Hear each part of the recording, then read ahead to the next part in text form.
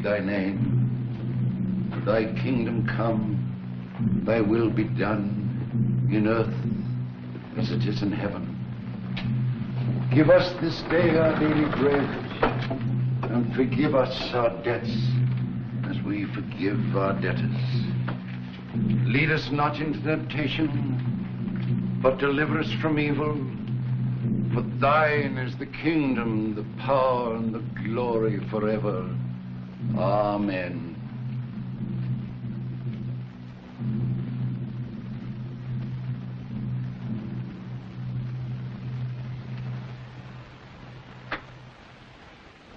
I'd like you to have my notes and records.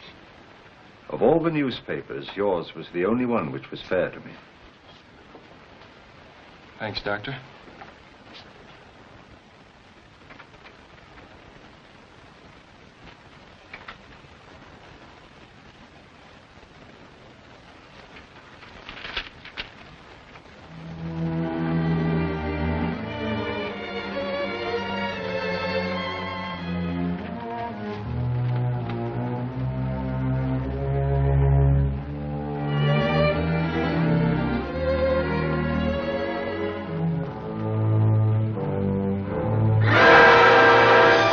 The 13th. This morning, my old friend George Kingsley was conducting his class at the University of Newcastle.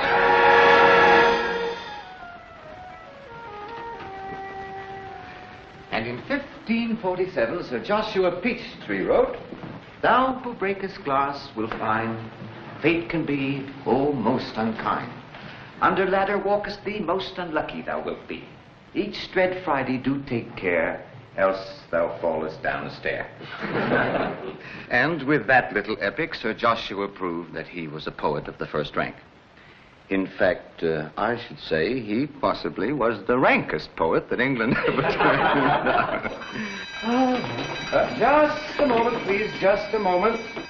This being the end of the semester, I have an announcement to make that I'm sure will give you a great deal of pleasure. Although I myself am sorry to tell you that I may not be with you next term. Today I must leave to appear before the Inquisitional Board of Regents of a very large university in the East. Very large university indeed. How many the dunce that has been sent to Rome excels the dunce that must stay at home. I sincerely hope the board does not like me. I'll try and be back next term. Oh, my umbrella. Dr. Kingsley. Yes. I wish you the best of luck, but... Thank you, Edmund. Yeah, we hope to see you next semester, Doctor. We'd better hurry, Professor. Dad will be waiting to take us to the station. Have a good trip, Professor. Hurry back. Thank you very much. Professor. Yes, Tom. English won't seem the same without you. Well, that's very nice of you Come on, indeed, Tom. Professor. Goodbye, yes, Tom. You know, Jean, I'm going to miss all this. But most of all, I'm going to miss your father. A brilliant man, Jean. It distresses me to think that such a great brain surgeon should be so utterly wasted in Newcastle. Newcastle is a very welcome port in a very bad storm. Why, if it hadn't been for you, Professor, I don't know what we would have my done. Dear.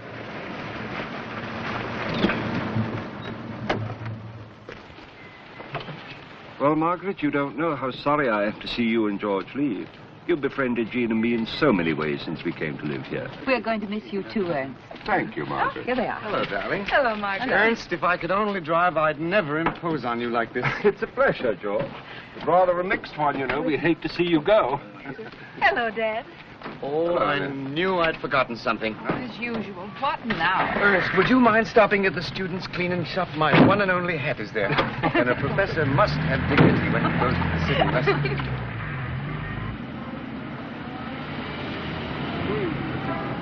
There we are, George. George, we're here. George! Oh. Hurry, or we'll miss the train. All right, Oh, Professor, don't let them sell you one of those fancy feathers. I won't, Jean, I won't. And George. Yes, dear. Now watch the traffic, won't you? Be Yes, careful, please. darling, now don't Careful worry. now, please.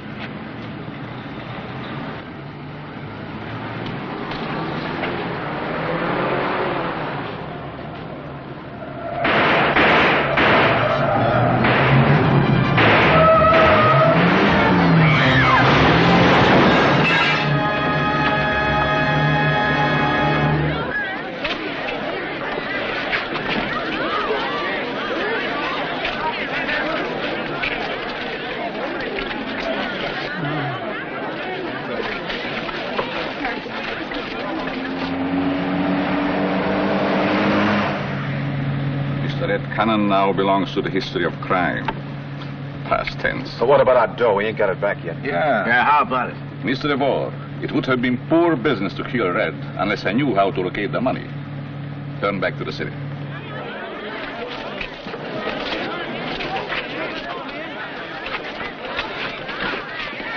Ernst.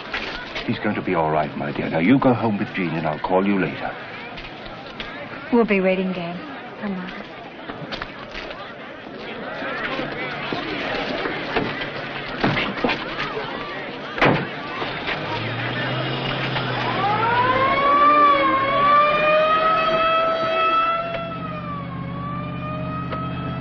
Ambulance, huh? Uh-huh. Some men were shooting at you. Who were they? Just a few of my pals. How bad am I hurt? A few minor cuts on the scalp, that's all. Any pain? No, not much. Who's the other customer? The man you ran down. He's dying. Softy, huh? Did those guys get away? Yes. And pull the bell cord of this bus. This is where I get off. I'm going rat killing. Hey, I'm tied down. What is this, a pinch?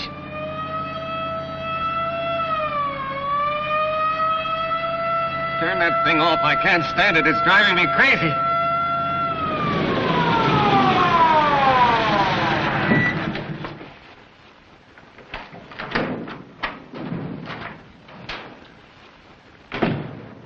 It's no use, Sovac.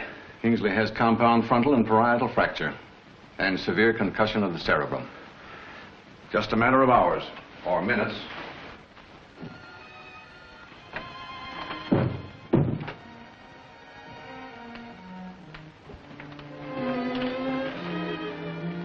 Pulse 65. He's in a coma.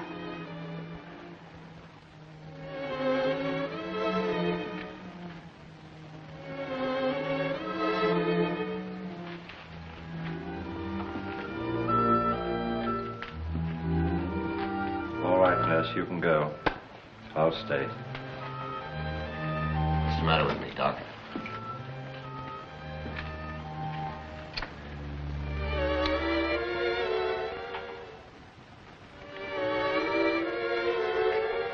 Thanks. What's the matter with me, Doc? I can't feel nothing. My legs are there, but I can't feel them. Your spine is broken. You're paralyzed. Pull me through, Doc, will you? Pull me through and I'll pay you anything.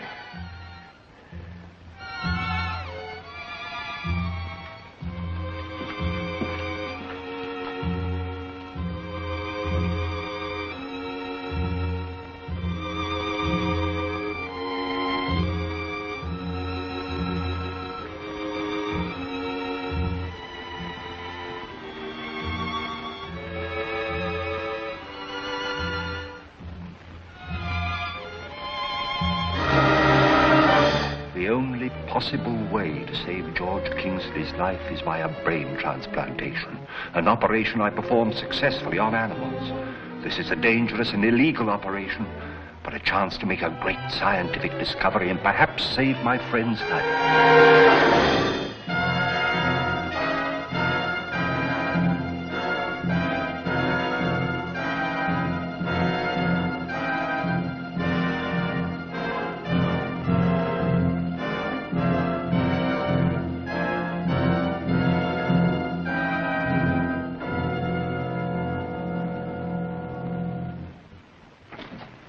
Ernst, how long will his head be bandaged?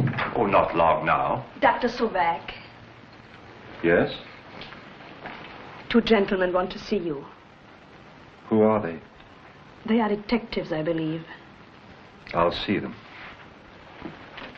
Excuse me, please. I'll be right back, George. A miraculous recovery, Mrs. Kingsley. Amazing. It's Cannon, all right. Well, Doctor, the head injuries caused death? And many complications. His spine was broken. We did all we could for it. Don't feel badly about it, Doctor. He wasn't worth it. He had nothing but the electric chair to live for.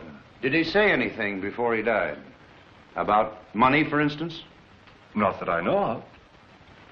Thanks, Doctor.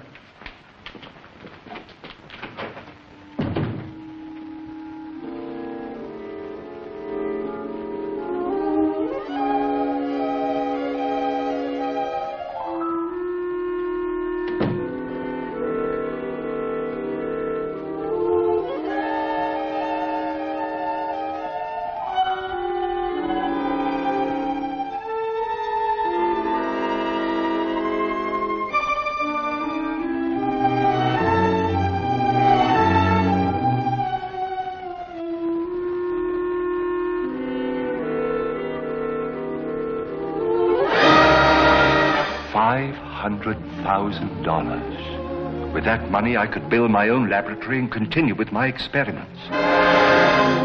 Kingsley is convalescing and seems to show some of Red Cannon's traits.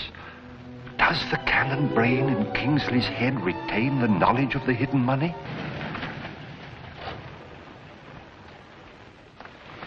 I've been waiting to see you, Ernst. I'm worried about George. He just doesn't seem himself. Why, he's getting stronger every day, isn't he? Physically, yes. But his mental condition doesn't seem right. He's irritable. Flies into a rage for no reason at all. That isn't like George. No, it isn't. He has been acting strangely lately. I don't think I'd be too alarmed about it, though, if I were you. Well, I hope you're right. I think so. You're late today, Ernst. Come and sit down and talk to me. I'm feeling very low. Will you have some tea? No, thanks. The trouble with you is you're feeling too well. Too well? I used to think that a long period of convalescence would be like an ocean voyage. That I'd have a chance to read all the books I want to that I haven't time to ordinarily. But nothing seems to interest me. A boring period, convalescence. Yes, indeed it is. I'm afraid I've got to go to New York for a few days, George. You've got to? Yes, a little business for the hospital. Well, that's nice, I must say. What am I going to do for companionship? Well, why not come with me? Come with you? Oh, no, I couldn't do that. New York's too big, too noisy. I never have wanted to go there. And yet... It's the very thing you need, George. You've had your fill of peace and quiet. You'll find New York exciting, stimulating. Just the thing to lift you out of the doldrums. As my doctor, do you prescribe it? As your doctor, I insist on it. Very well.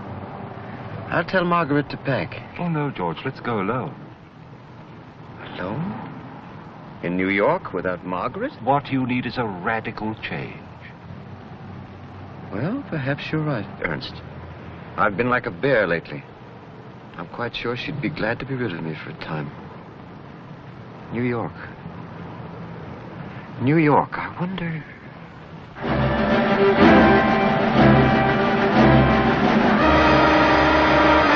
I'm taking Kingsley to Red's old environment. In fact, to the Midtown Hotel, which Cannon used as his hideout.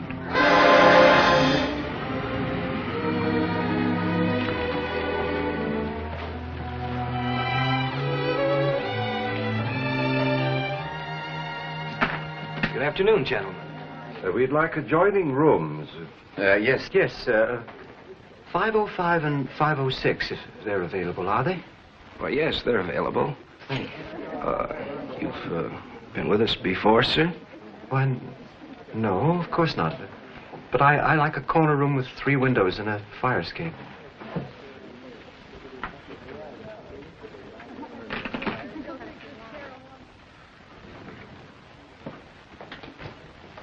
This way, gentlemen.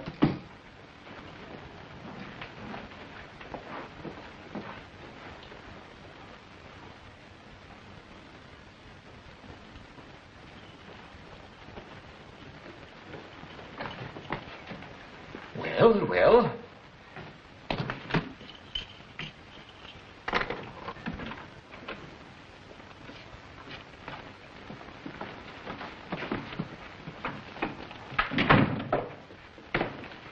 I'm in the next room, Ernst. Will you bring the black bag in here, please?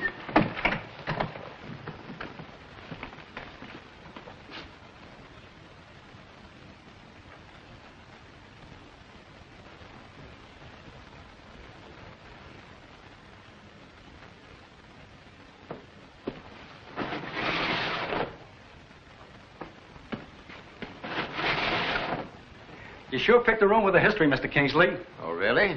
But you see, history is not my subject. I don't mean that. I'm talking about Red Cannon. He hid out in these rooms for nearly 6 months from cops, G-men, and his own gang. Nobody in the hotel suspected him, but his gang got wise and Red tried to run out. They caught up to him in some small town in the sticks. Imagine when we found out who he was, and him with nearly $1 million hidden away. Say, the manager locked himself in here and took these rooms apart. Yes. But he's still the manager, so I guess he didn't find it. Anyway, I made plenty out of Cannon. I was the only one he allowed up here. I had a special way of knocking.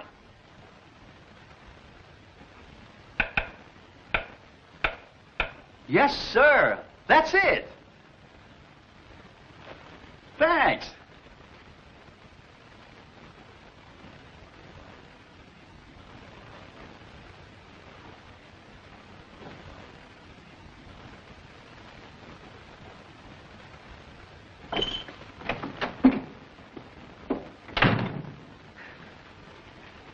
A talkative youngster. Babbles on like Tennyson's brook. Ernst, I'm going to freshen up a bit.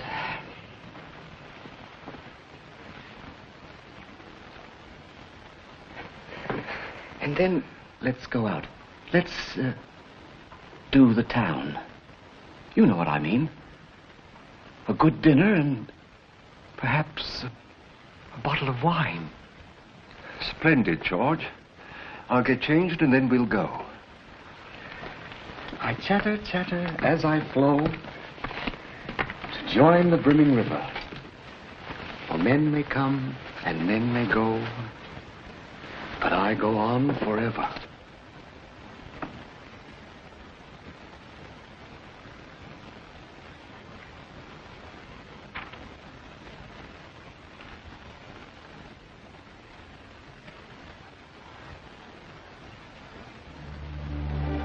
The Cannon brain remembers this hotel.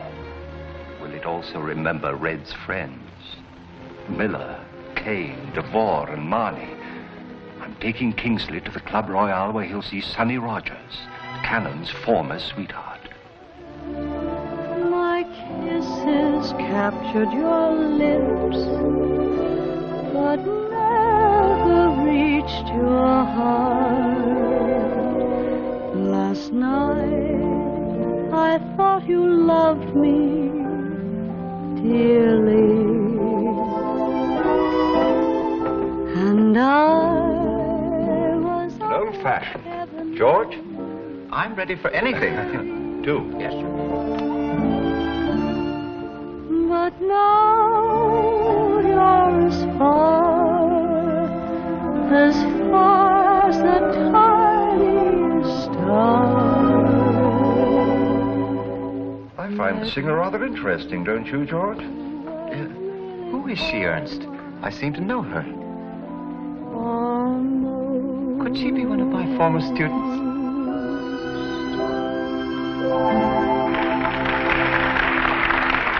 I really am surprised, George, that you're pretending to know the singer. Oh, come now, Ernst. I'm a college professor, not a college boy.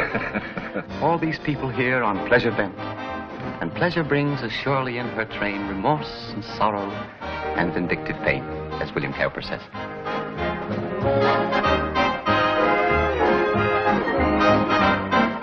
Oh, pardon me. Sure.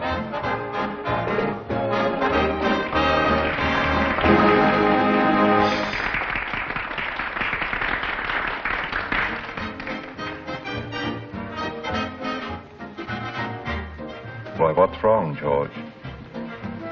My head, Ernst. That pain again. I can't stand it. We'll leave instantly.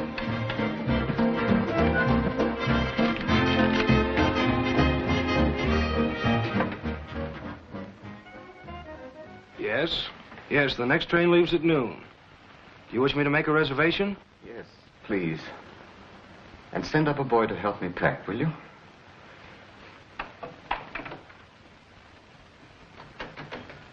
Well, good morning, George. You slept late. But my sleep doesn't seem to refresh me. Ernst, we're old enough friends that we don't have to deceive each other. Why do you say that? And tell me, what is the matter with me? My sleep only seems to tire me.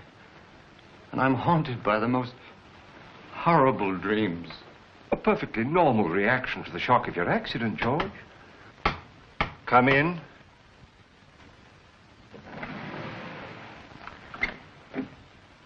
What do you mean by that ridiculous tap, tap, tap, tap, tapping? Why don't you knock the door like anybody else? Anything you say, sir. You wanted me to pack? Yes. I don't know what I'm doing here anyway. Ernst, I'm going home. I need Margaret. I don't think I'd try to leave today, George. Now, you can stop the packing. Yes, sir.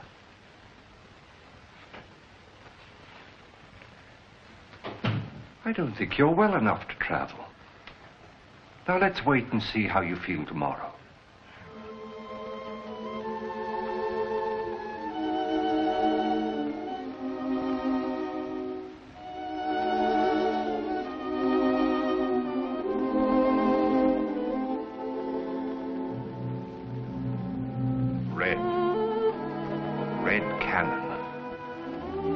Leader of a gang. They tried to kill you. You came back to get revenge.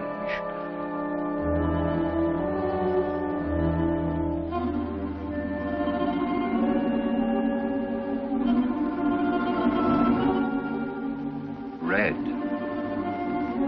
do you remember the name Marney? Marney. He's the one who took your place. Marney, Miller, Kane, DeVore. Why did they try to kill you, Red? To get your money? But they didn't find it, did they? It's safe, just where you hid it. Where is it, Red? Marney, Miller, Kane,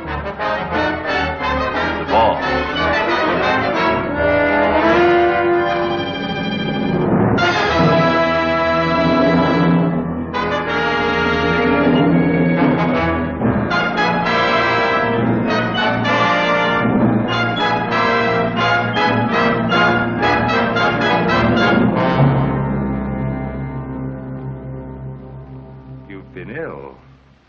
Red. I remember that hick town. You're the doc, ain't you? Yes. Say, my back's better. You cured me? Yes. You're perfectly well now. Thanks, Doc. I won't forget it either. Midtown Hotel, huh?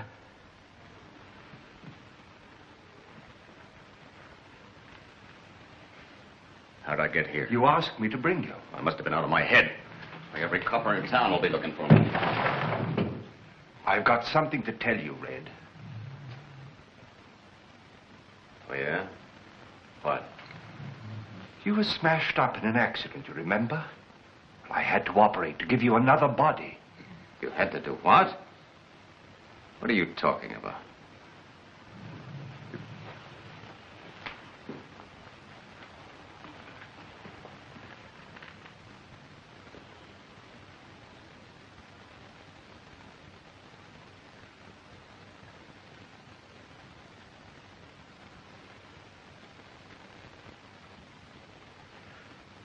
Why did you do this to me? It was the only way to keep you alive.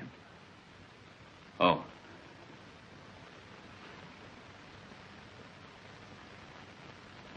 Why, Doc, you're a genius. But you could have given me a better chassis. I never saw plastic surgery like that before. I used the body of the other man who was dead. Yeah. It was the only way to save you. Say, wait a minute. Nobody will know me like this. Why, I can do anything. Who was the other guy? He was a professor of English literature. English literature? Well, how are you, Prof? You're now Professor George Kingsley, and you teach in the university at Newcastle. What a disguise. What a break for, Red Cannon.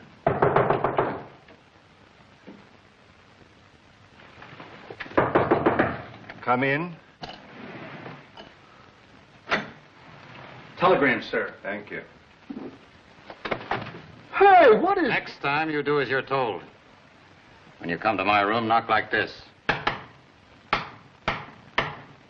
Now, scram. Yes, sir. Next time.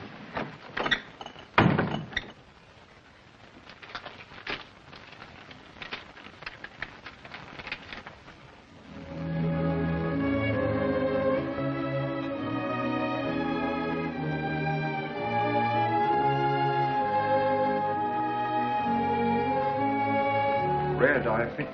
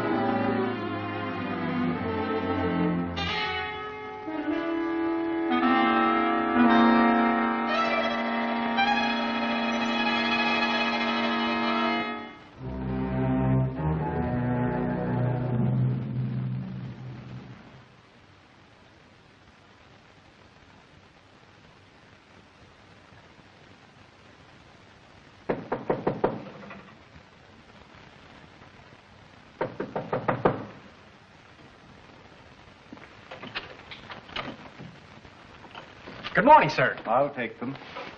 And here's the morning paper, sir. Compliments of the house. Thank you. Say, you sure get around, mister. From the looks of those clothes last night, it would seem like you fell into a cement mixer. That'll be all. Yes, sir.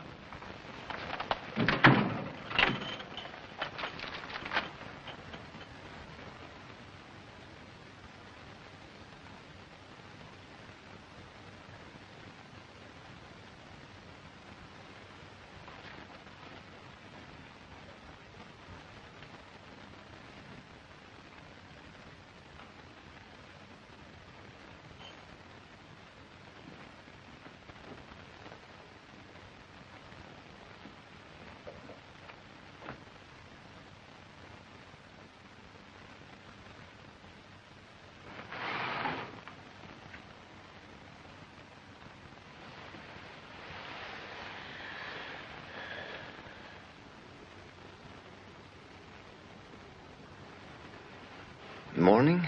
Yes. How do you feel? Not very well. I'm afraid coming to New York was too exciting. I feel as if the life were drained out of me. Oh, you will be all right as soon as you've had a little rest. Well, perhaps so. Here's a curious thing, George. It seems that Louis Duvall, one of the Red Cannon gang, was found early this morning in a deserted building, dying from the effects of a brutal beating. His back had been broken. Good heavens, Ernst. Why on earth bother me with that gruesome stuff? Sorry, George. Things have taken a dangerous turn. Kingsley has killed Duvall. While in this environment, I never know when the murderous brain of Red Cannon may take possession of Kingsley. But I will not stop my experiments. I must find out where the Cannon money is hidden.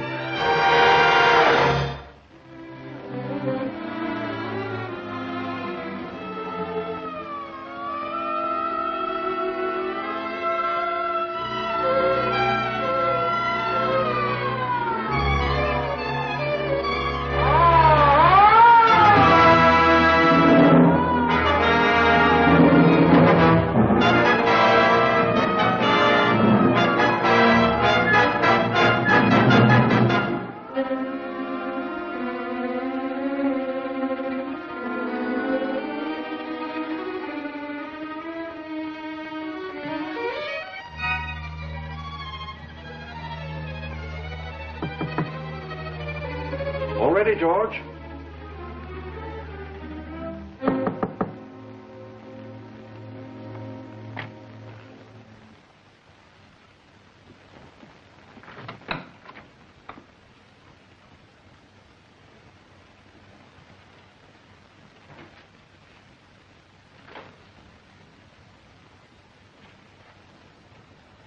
Oh, miss.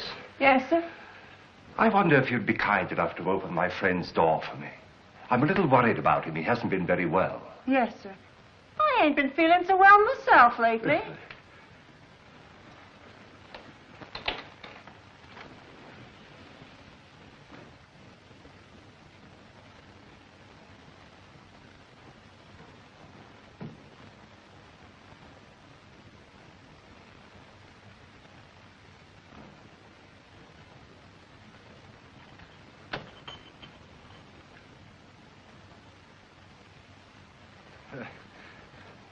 Evidently, my friend has gone out.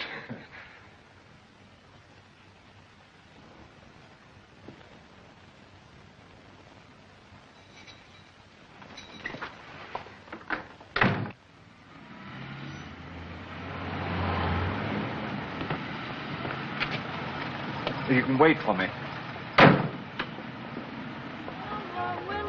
No, thank you. I was here the other night with a friend. The rather middle-aged gentleman. That's right. Has he been here tonight? I don't think so. Oh, wait a minute. There was a gentleman that looked like him at the bar. At the bar? Oh, no. On second thought, it couldn't have been your friend. And besides, that man left a little while ago, sir. Oh.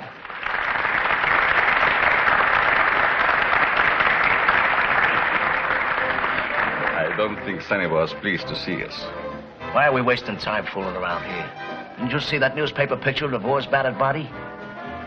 So maybe they'd kill us after us, too. A good deduction. But who would want us dead, except some friend of Red's?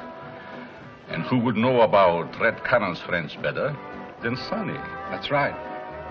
Tell your nerve to stop doing nip-ups. Marnie will handle this. You will handle this, Kay. I've seen you trying to take Red's place here. Go on.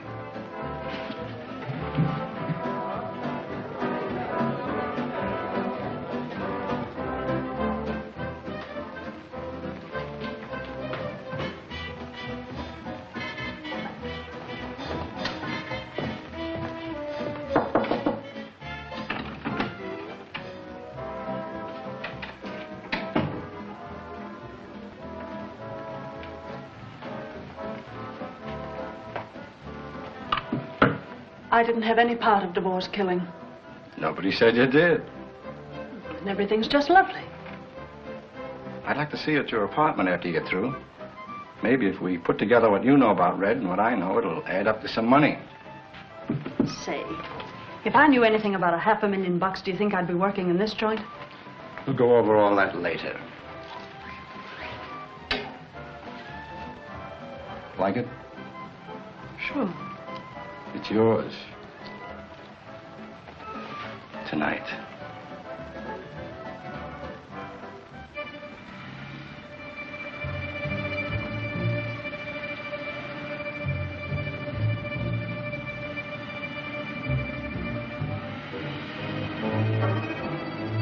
Hey, what is this? Get out of my car. What do you want? You ought not to have to think very hard after what happened to DeVore. Who are you?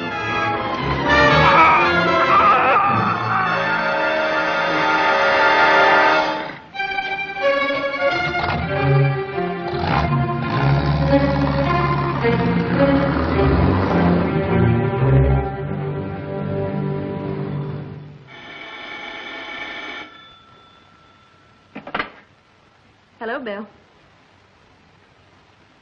Who is it? Who was it sent you that money to get out of that trouble in Chicago? Red.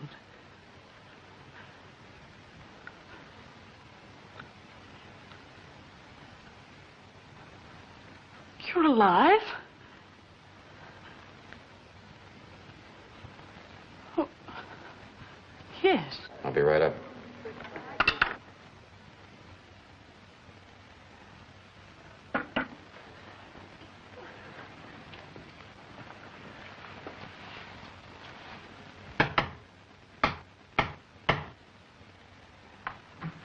Red.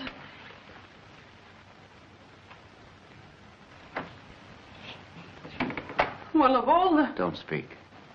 Don't even move. Just let me look at you. It's great to be back, Sonny. Why did you move the piano? You know I always liked it in that corner. How do you know about that? Well, surely you didn't think I'd forget in 2 short months. Are there any cigarettes in the door? Yes.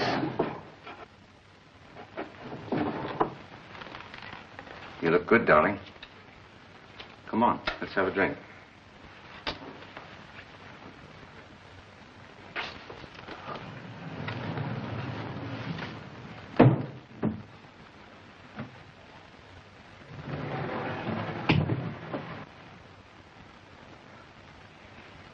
Nothing touched, eh?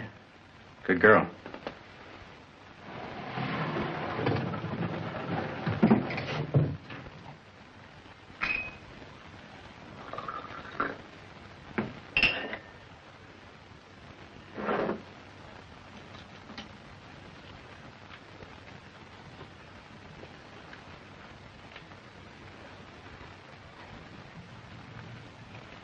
Well, here we are.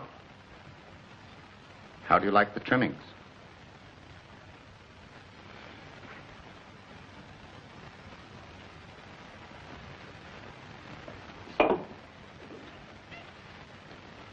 Let me put it on.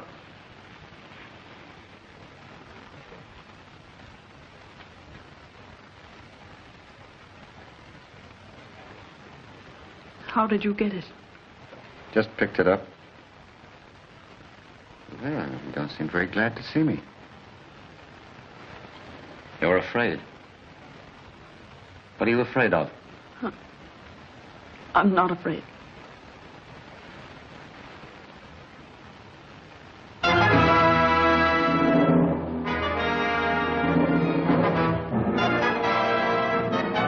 Cannon must be jumping with joy in his grave the way his boys are getting knocked off. All right, boys. About the DeVore and Kane murders. You know, they were both Cannon's men. We've always believed that his own gang was responsible for Red's death. Can some friend of his be systematically killing off his murderers? A dead gangster has no friends. Now, I want you to go out and find Marney and Miller. Yes, sir. Okay. Take a couple of men with you and check the Ritz Manor apartments.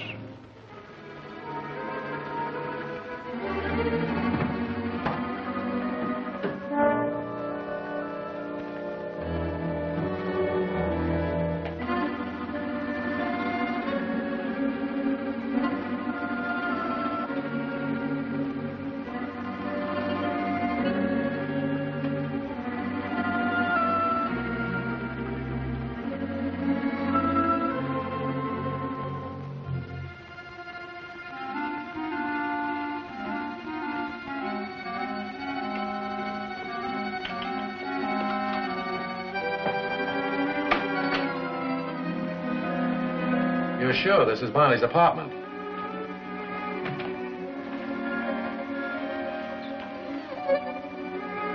Oh, good afternoon.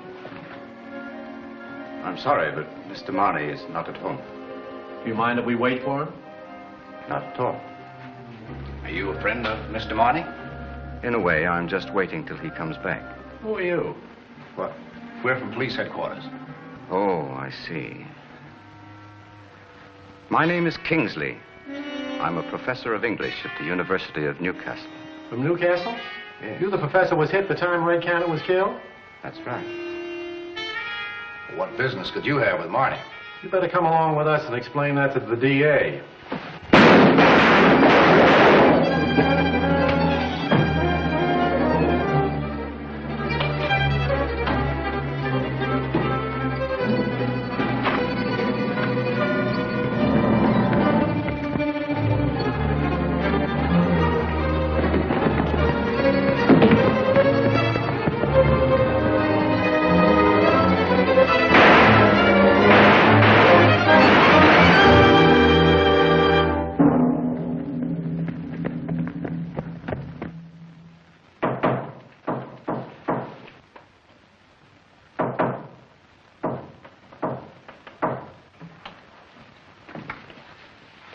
Good morning, Sonny. Marney. What's the matter? Aren't we welcome?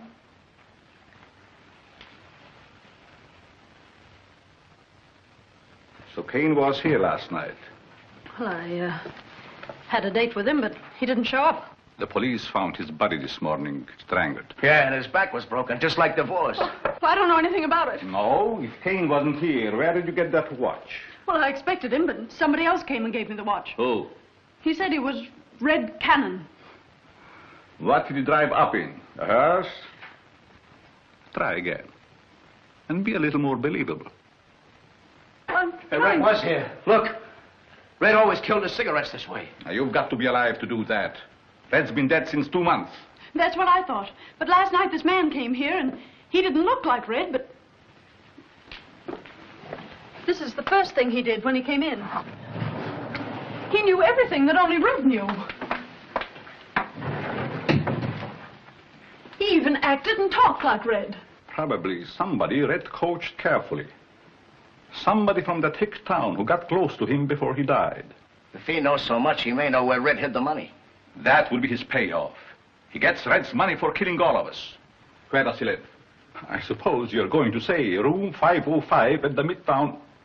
Who left his matches here? Ask DeVore. And Kane.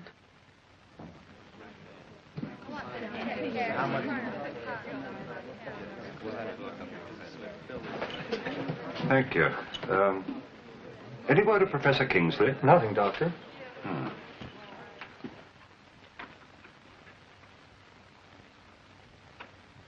Dad. Margaret was so worried. We talked it over and decided to come on to New York. Ernest, I just had to see George. Where is he? Well, he's out. I don't quite know where. But I thought you were always with him. I'm afraid you're not going to like this, Margaret, but I'm going to be quite blunt with you. When George was convalescing at home, you were a marvelous nurse. Well, I did what I could. Exactly. When he turned his head, you were there to adjust the pillow. If he reached for a glass of water, you were pouring it for him.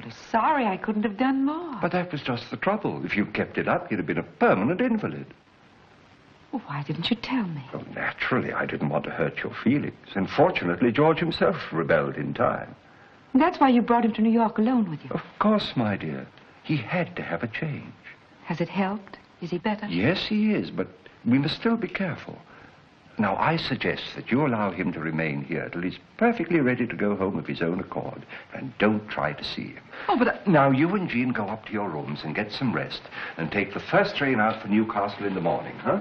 Well, if it's best for him, all right. Believe me, it is. Well, there's George. Margaret, you said you wouldn't try to see him. Now, please, will you take please, it to a room? But Dad... Jean, I assure you what I'm doing is for his own good. Now, please believe me.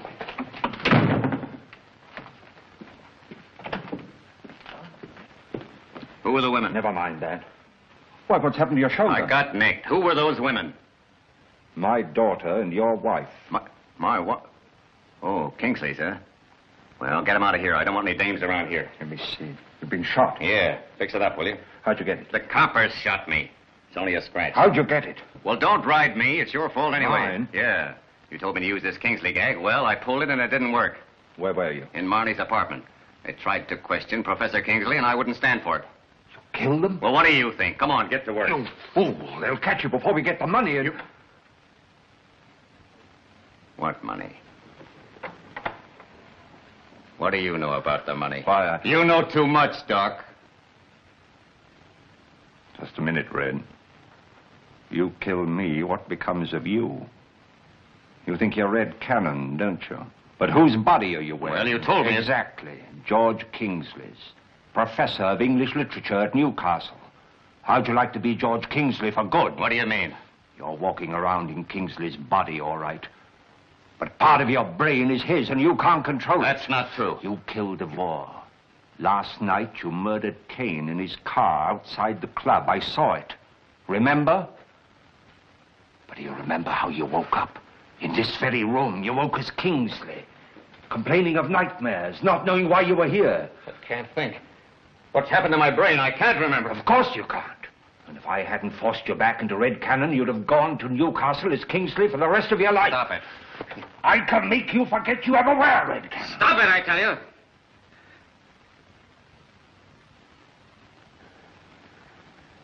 I'll cut you in on the dough. You'll get your share. From now on, you do exactly as I say. Okay, Doc.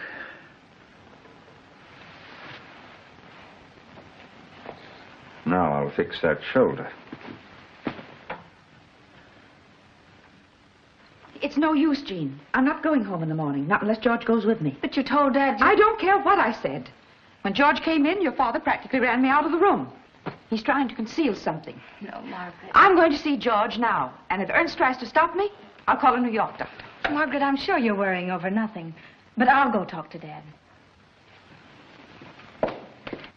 There you are. Okay. Nice job, Doc. It's not safe to stay here too long. You get that money tonight. Maybe you're right. I'll get going right away. Professor King... Dad. Jean. Dad, he didn't even know who I was. Oh, nonsense, Jean. And the way he looked. He was like Professor Kingsley, and yet... Dad, what is back of all this? Haven't you guessed?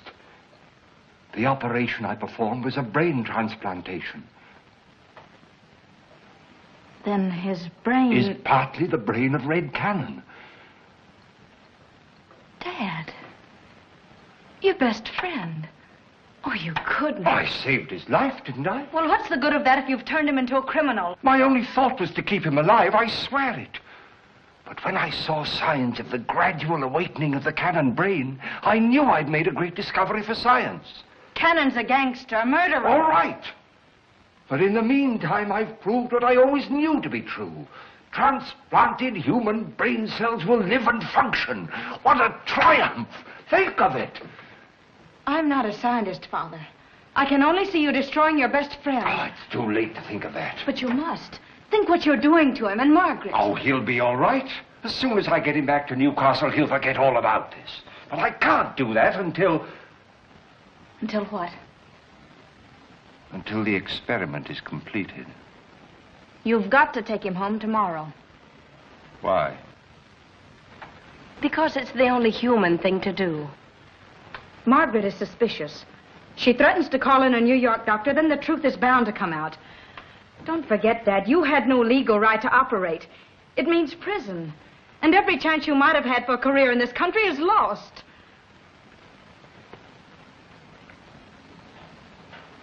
Very well.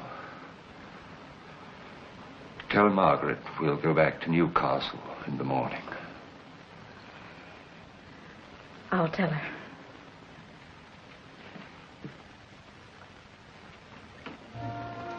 Gang killer slays 2 detectives. You'd think the police would catch that killer by now. A guy like that must be a lunatic. If I got one look at him, I could tell his type. Same, sir.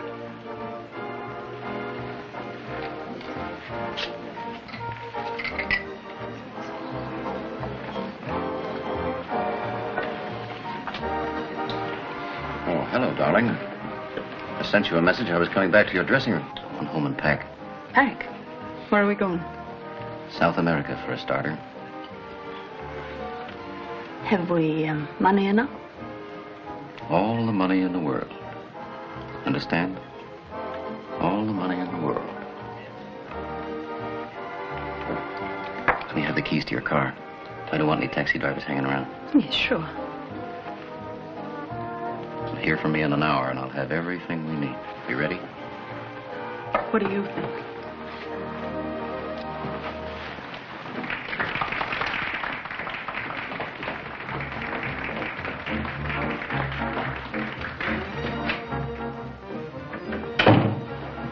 He wants me to run away with him. He's going to pick up the money now. Good. I knew he would. Sooner or later, we'll get it and split it 3 ways. Well, that's all right with me. I'll point him out to you.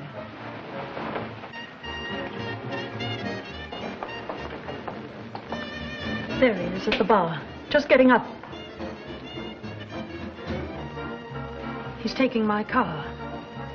It should be easy to follow.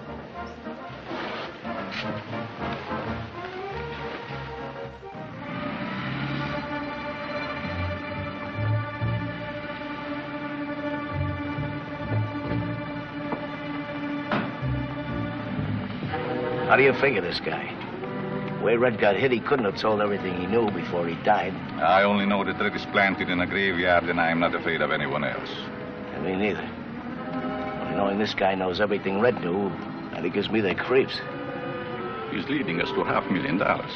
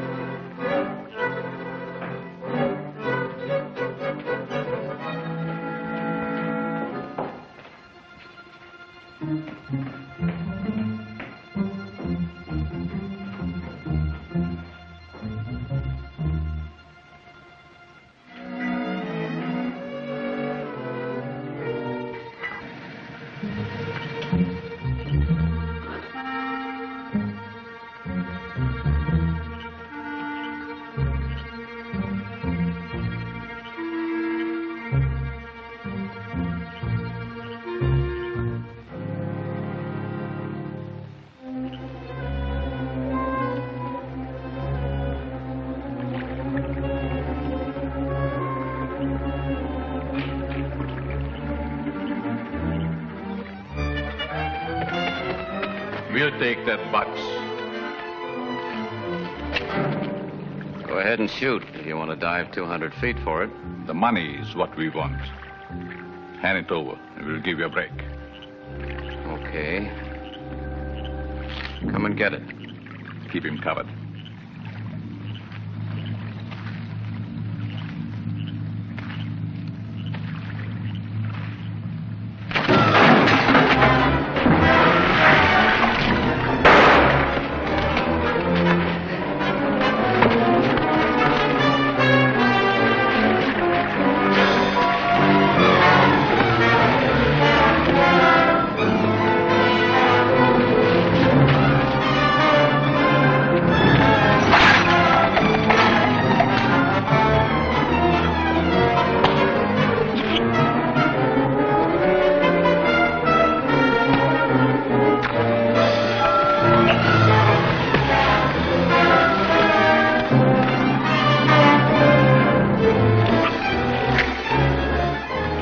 You never saw the day I couldn't break you apart, Miller.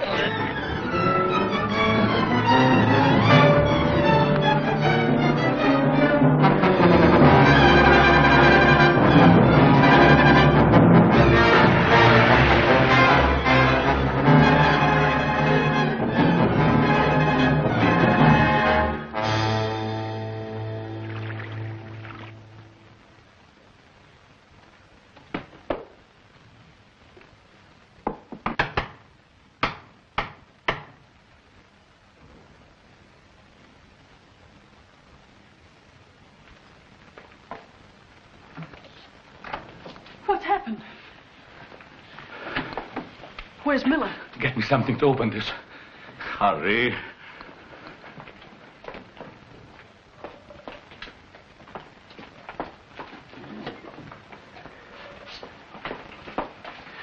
Go get me a drink, and then we're on our way. Sonny, the split on this now is 2 ways.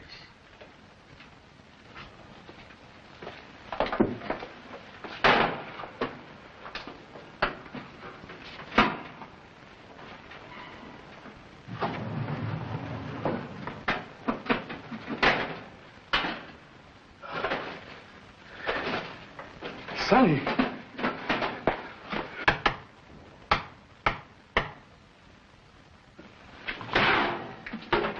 Get in there.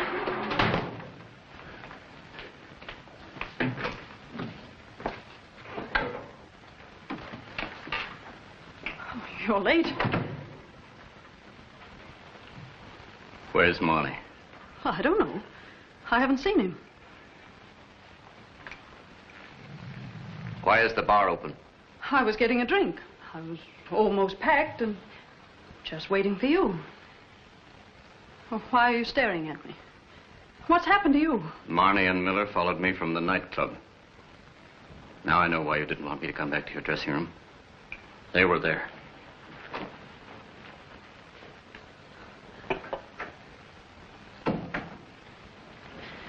Red, what are you looking for? Don't you believe me? I haven't seen Marnie for 6 months.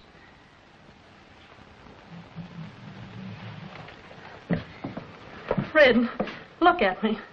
There's never been anybody but you. Believe me.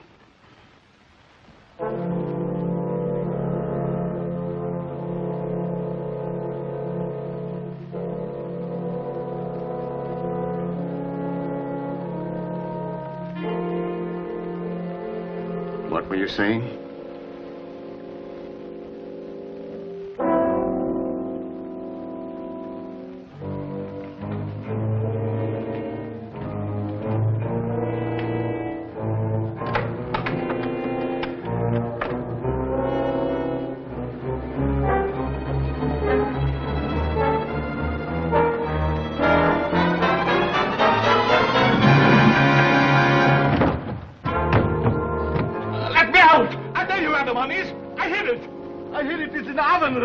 It's in the oven. Let me out. I tell you where the money is. It's in the oven. Let me out. Let me out. Mr. Hell.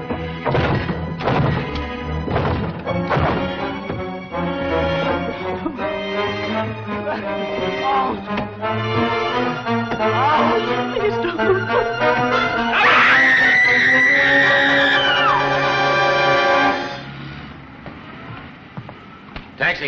Yes, sir. Where to? Wesley Airport. Yes, sir. Pardon the order.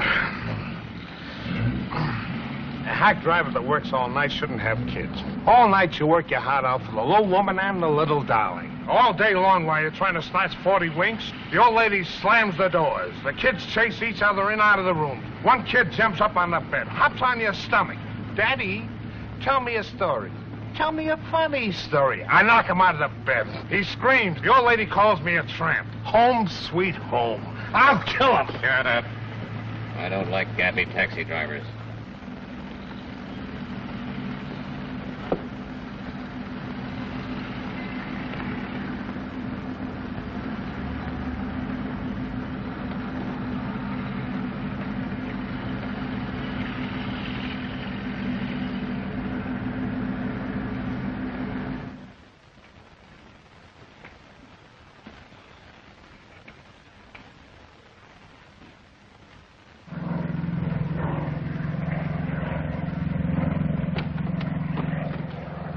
Wesley Airport.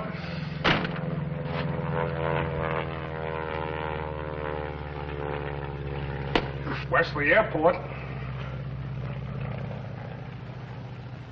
What? Wesley Airport. Drive me to the Midtown Hotel. Midtown Hotel. It's a crazy business, but it's a living.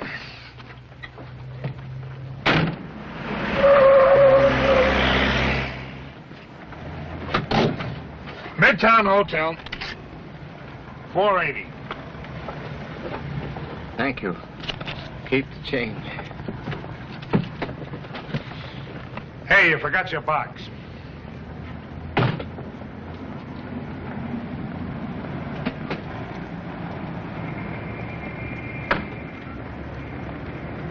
$1,000.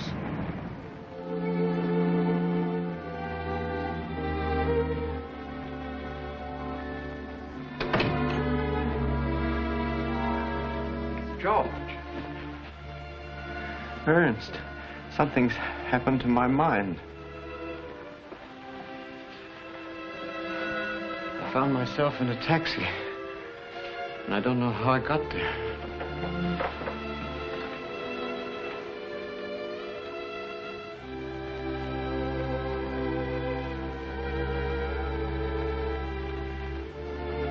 Ernst. Just a minute, George.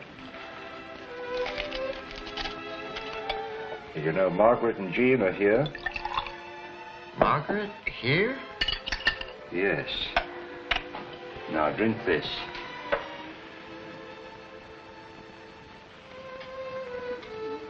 I want you to get some rest before you see them.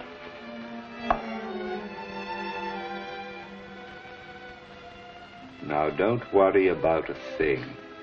Tomorrow, everything will be all right.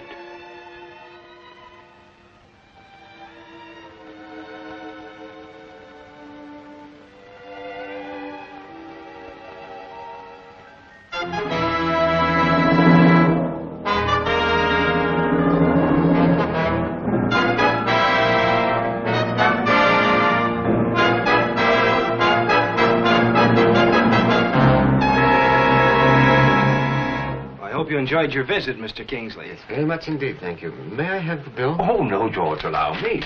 It was understood you were to be my guest, you know. Mr. Kingsley? Yes, that's my name. The chief of police would like to see you. Oh, really? But I don't even know him. We'll introduce you. What can the chief of police possibly want? Well, there can't be any charge against Professor Kingsley, surely. The chief will explain all that.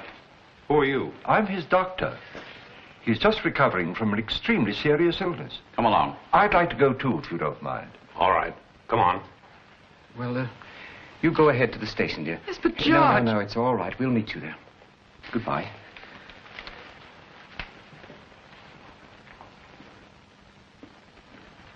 This is Mr. Kingsley, Chief, and his doctor. Sit down, gentlemen. Oh, thank you very much. A cab driver tried to change this at the bank. Circumstances are so unusual, we're holding him for investigation. $1,000? Look, Ernst, $1,000 bill. They really exist. The cab driver said you gave him that for a tip. The cab drivers? That's a kingly gesture. I'm sure you honor me, but $1,000, why, that's almost 6 months' salary. Bring the driver in. What's your occupation, Mr. Kingsley? I'm a professor of English literature.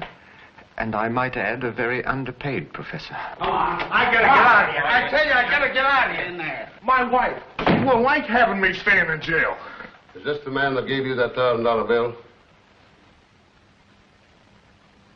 How do you do? Him? Does he look like a grand note to you? The guy I was talking about was a gangster who pushed me in the face.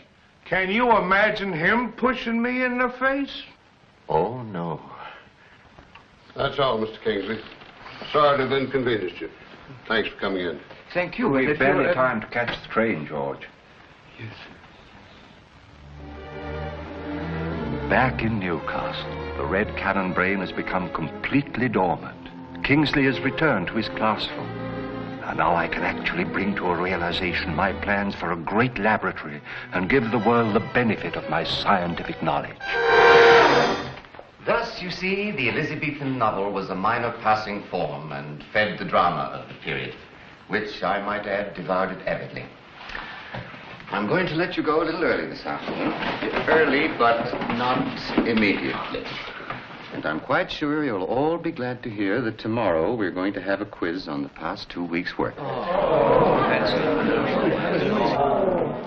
I must apologize for not giving you your full hour this afternoon, but my closest friend, Dr. Sovak, is leaving Newcastle.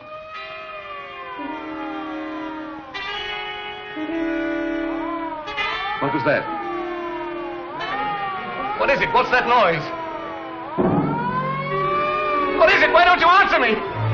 It's a siren. Probably an ambulance or a police car.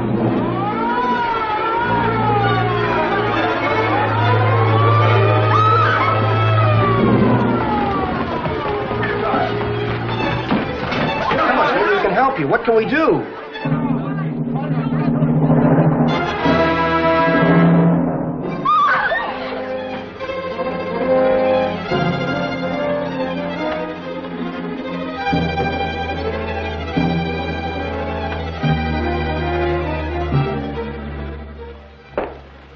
Here you are. Thank you, dear. Gosh, Dad, I hate to leave this place. Seems so much like home to me. I know, Jean, but at least I'm going to a better position. Of course, Dad. Now I'll pack the rest of the books. Oh, Dad, I've packed all your instruments. Good girl, Jean.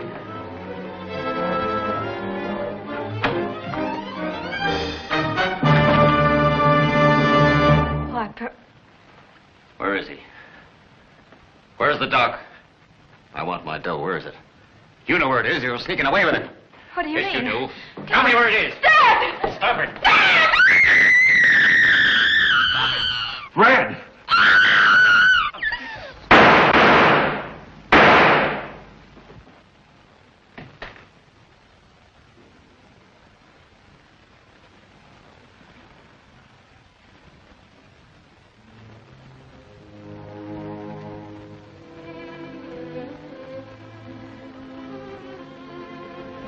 Ernst. Why? Why did you do it? Why, Ernst? I think you know the answer now, George.